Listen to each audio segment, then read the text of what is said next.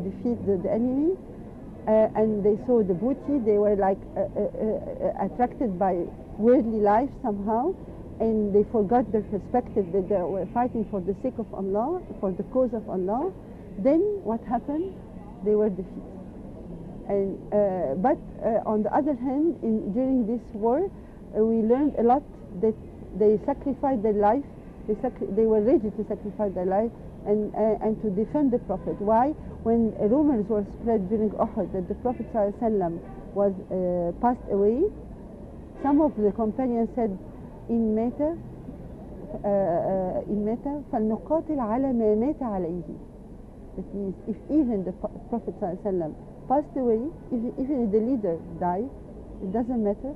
We should pursue fighting for the cause of Allah. Right. So this is like, mashallah, we reinforce our faith, and we keep us going. Remind ourselves or be mindful of the perspective of the war. Is for the sake of Allah or for other reasons. And the same way for Talut and Jalut. Talut was the king appointed, was a ruler appointed by the Prophet for Bani Israel. Let us first take just one battle by one, because I was we'll going to touch on that Uhud. issue in my second question about the different battles that the Muslims have fought during the month of Ramadan. Ramadan as the holy month have been so significant to Muslims, being such a spiritual month, that most of the battles were fought during that month, and there was also victory. So there is the pilgrimage, of course, after that followed, and we are going to shed some light later on in other episodes, but we need to talk about the different battles during the holy month and its significance for Muslims and for those who are not Muslims also. Among the famous one are Badr. Badr battlefield was during Ramadan. Yes, you talked to us about and Badr this is already. we Yes. just mentioned it. Yeah. Mm-hmm. Others, I guess, was but not. It wasn't during for at the time of the biography of the Prophet. I'm talking on. So this is maybe it was the only one during. But later on, it was Hattin by Qutb. It was in Ramadan too. And this is what I know by myself during for the Prophet Islamically. Can we? Well, then we'll move to a little bit now, maybe to nowadays again. We'll just bring you back here. When we say that many churches were burned after the 30th of June, now we're bringing you to current history right now. By extremists and terrorists. How do you think Islam judges these attitudes from your point of view? Islam, of course, condemned even during the war to destroy or to damage a church or even a place for the Jewish, and you shouldn't attack except the combatants. There are rules during the war: never attack the civilians, the monks, nuns, children, women. We have to respect, even not to spoil the water, not to cut off a tree. I mean, not to after the death. We should not how we call no, when after death you have to respect the corpse. It is forbidden to mutilate the body of even your enemy. All these rules has to be respected, and we can notice that Salah ad-Din, for instance, even when he conquered Jerusalem, and also Muhammad al-Fatih when he conquered Constantine, both of them they didn't attack.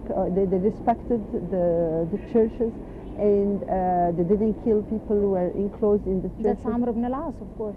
And Amr al-As also, of course. All of these are examples that places of worship has to be respected.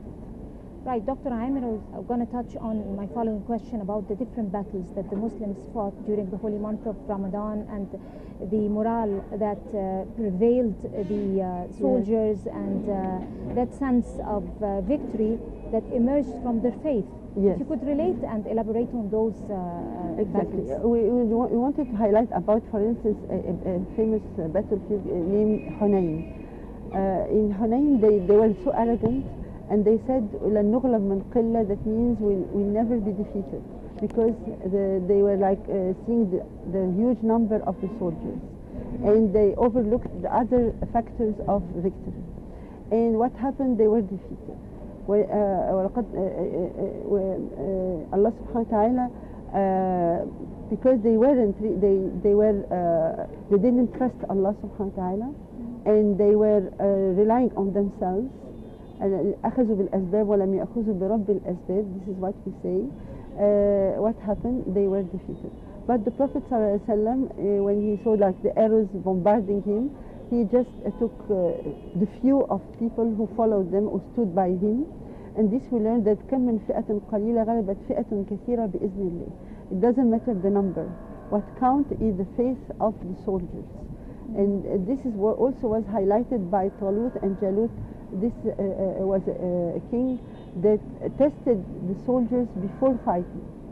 He told them, we will pass by a river, and then if you shouldn't drink from the river even if you are thirsty. You just take a sip and that's it. But they didn't listen to him, they weren't obedient. So he just selected those who were obedient and fought against the enemy. So we learn from this that lots of lessons, that it doesn't count, the number is not the most important factor for victory. What happens is obedience. We have to avoid arrogance. ويوم حنين إذ أعجبتكم كثرتكم فضاقت عليكم فلم تغني عنكم شيئا وضاقت عليكم الأرض بما رحبت ثم وليتم مدبرين.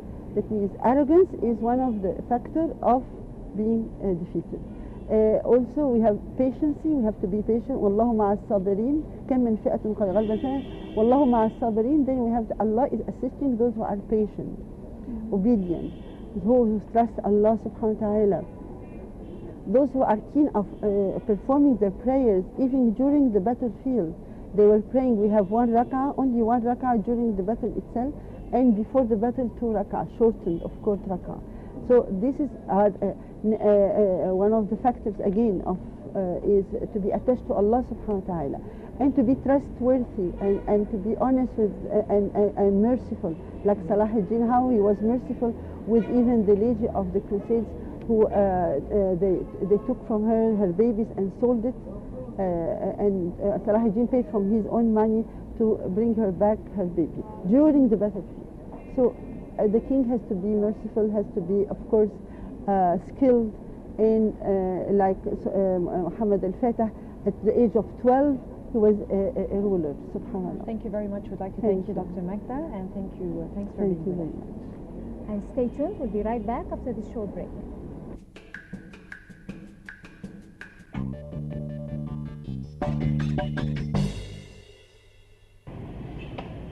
The Eid holiday is one of the busiest times of the year for the Napoli Butcher's shop in Cairo, well-to-do Heliopolis neighborhood.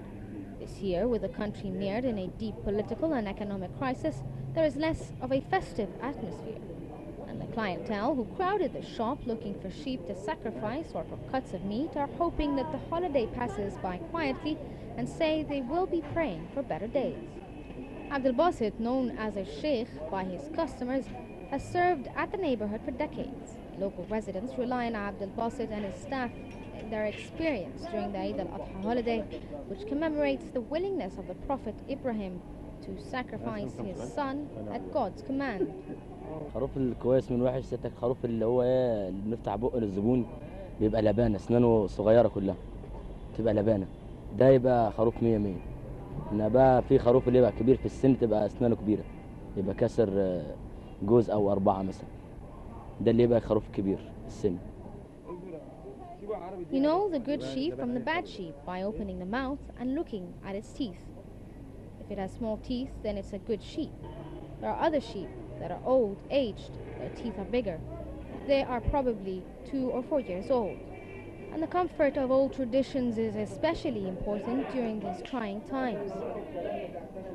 The interim government has promised a swift transition to democracy and has said that its roadmap for political transition holds out the promise of stability and real reform.